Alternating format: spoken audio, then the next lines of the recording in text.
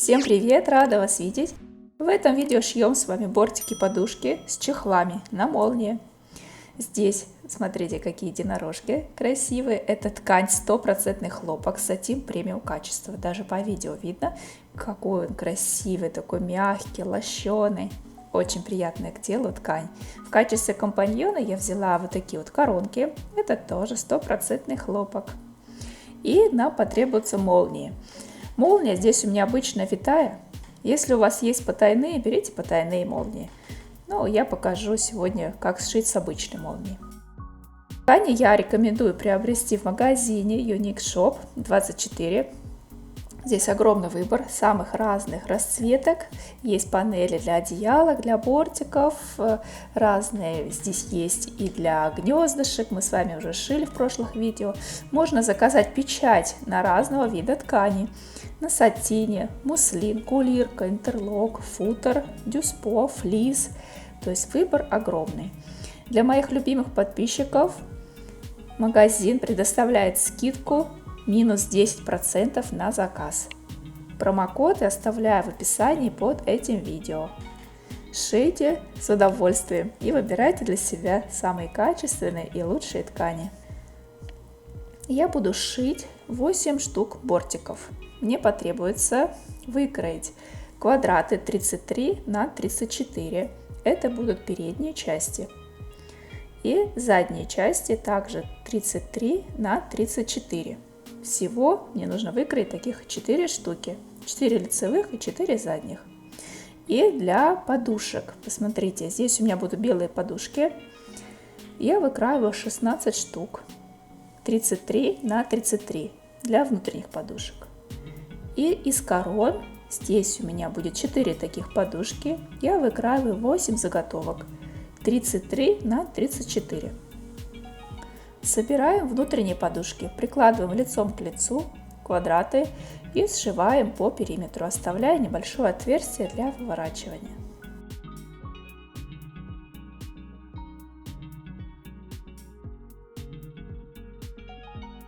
Заготовки для внутренних подушек я уже прошила, отутюжила и наполняем подушки.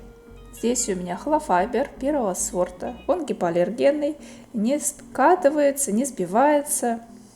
Очень хороший вариант для подушек. Наполняем подушку сначала с уголков, потом с краю и в самом конце серединки. Подушка должна быть плотно набитая. Отверстие, через которое набивали, я зашиваю на машинке. Утюжим подушку, придаем ей форму. И таких нужно заготовить 8 штук, в моем случае.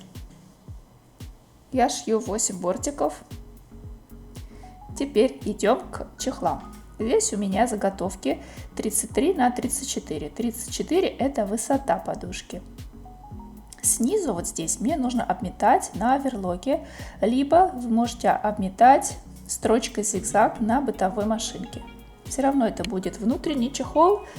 Строчка зигзаг вполне допустимо обметать, если у вас пока нет оверлока.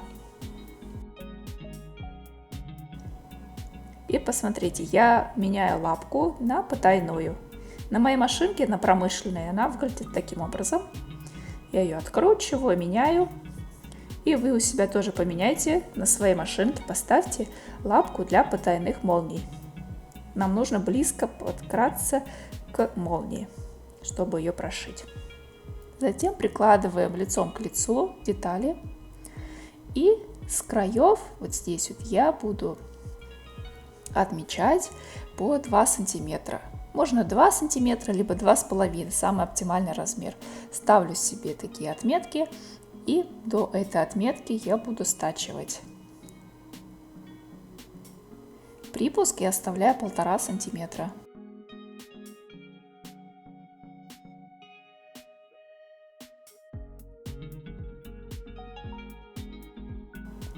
Затем нужно разутюжить припуск.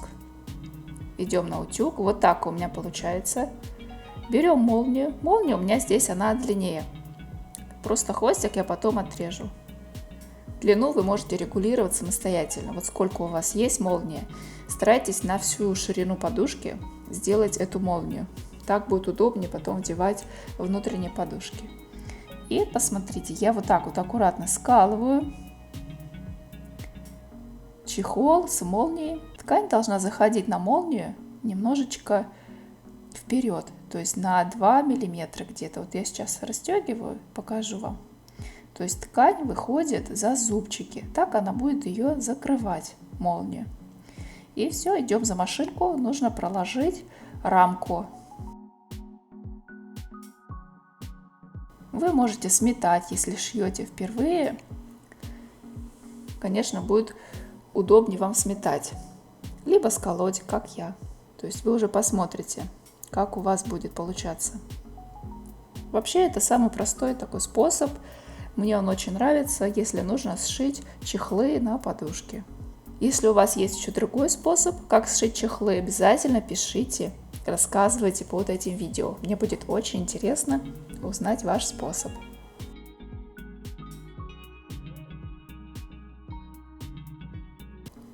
Затем к серединке я прикладываю завязки с одной, со второй стороны и накрываем задней частью. Вот таким образом. Молнию я немножко расстегнула, чтобы потом мне можно было туда попасть вовнутрь. Скалываем по всему периметру и подушку сначала сшиваем на машинке, прокладываем строчку и обметываем. Таких нужно подготовить 8 чехлов.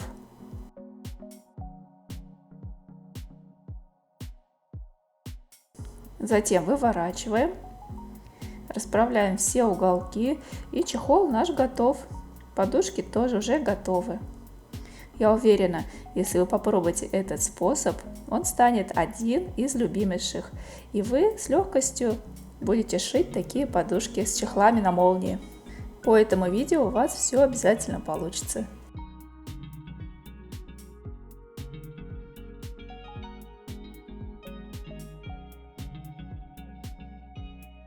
Как они смотрятся на кроватке, на беленькой, очень красиво. Для девочки такой комплект. Очень приятно шить из такой ткани, она нежная, такая шелковистая. И бортики получаются на молнии. Интересный вариант. Попробуйте обязательно сшить такие бортики. Выбирайте самые разные расцветки.